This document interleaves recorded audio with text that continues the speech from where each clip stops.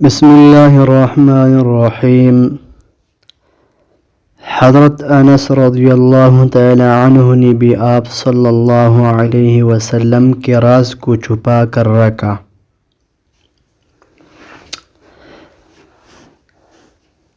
وعن ثابت عن انس رضی اللہ عنہ قال اتى علی رسول اللہ صلی اللہ علیہ وسلم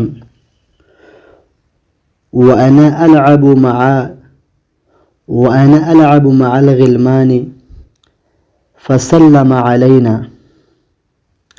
فبعثني في حاجة فأبطأت على أمي فلما جئت قالت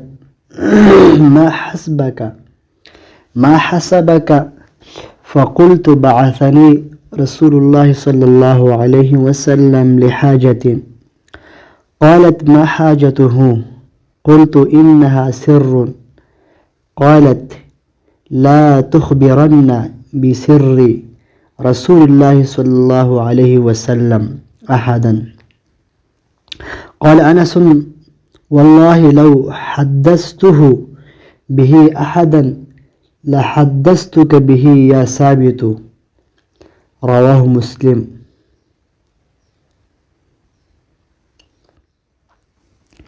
ترجمہ: حضرت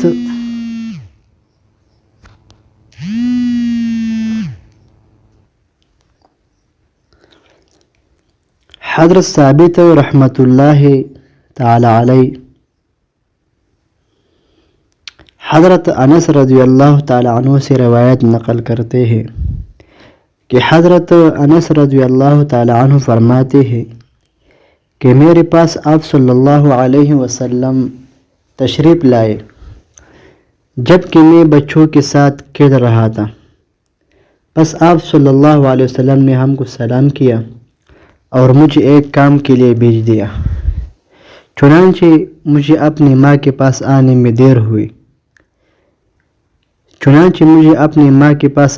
دیر ہو گئی۔ بس جب والدہ نے پوچھا کہ تجھے کس چیز نے روک لیا تھا، میں نے بتایا کہ مجھے رسول اللہ صلی اللہ علیہ وسلم نے کسی کام کے لیے بھیج دیا تھا۔ انہوں نے پوچھا کہ وہ کام کیا تھا؟ میں نے کہا وہ ایک راز کا کام تھا۔ والدہ نے فرمایا ٹھیک ہے کہ آپ صلی اللہ علیہ وسلم کا راز کس کو مت بتلانا۔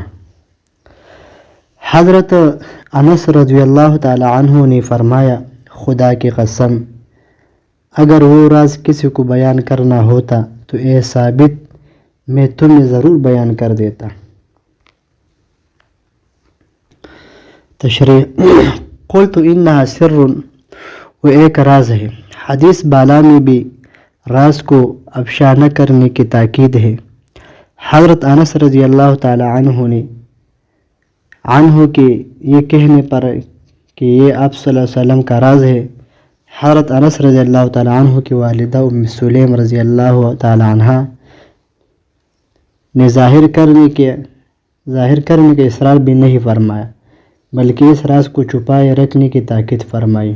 خلاصہ یہ ہوا کہ راز کی حفاظت کرنا چاہیے اور دوسرے کو اس کی اطلاع نہیں کرنا چاہیے، الا یہ کہ وہ شخص خود ہی صراحتاً راز کی افشا کی اجازت دے دے۔